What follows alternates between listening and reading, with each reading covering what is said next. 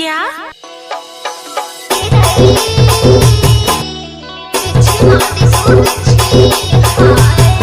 आप सुन रहे हैं सुरेंद्र कुमार के बिजोरा वाले का मिक्स सॉन्ग।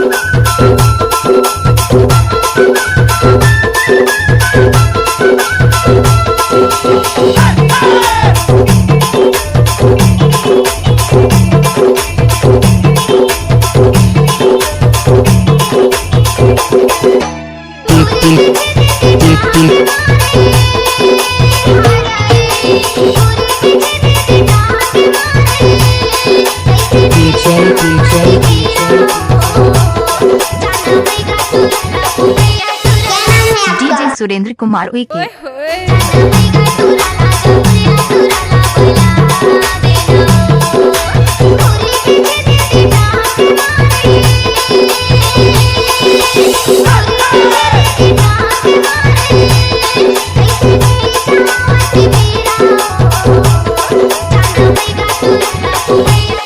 गुस्सा नहीं माना। अरे नहीं मानो।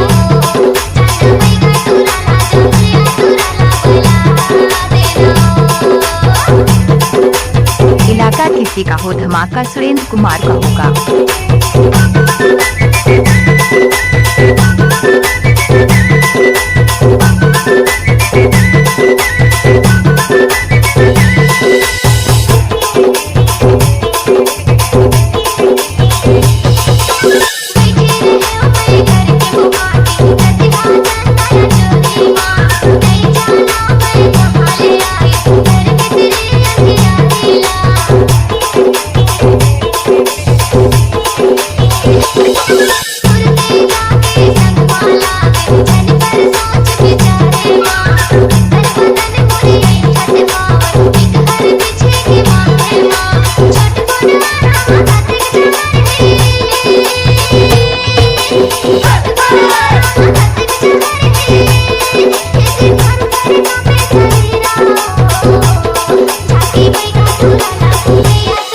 आप सुन रहे हैं सुरेंद्र कुमार के बिजोरा वाले का मिक्स सॉन्ग।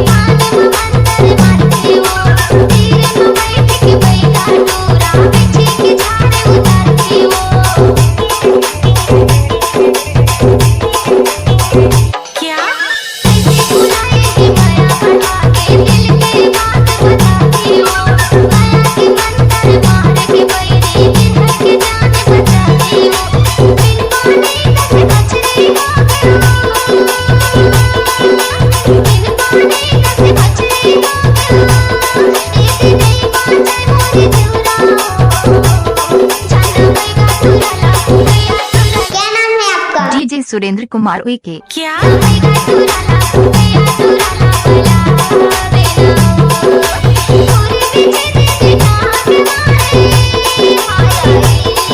क्या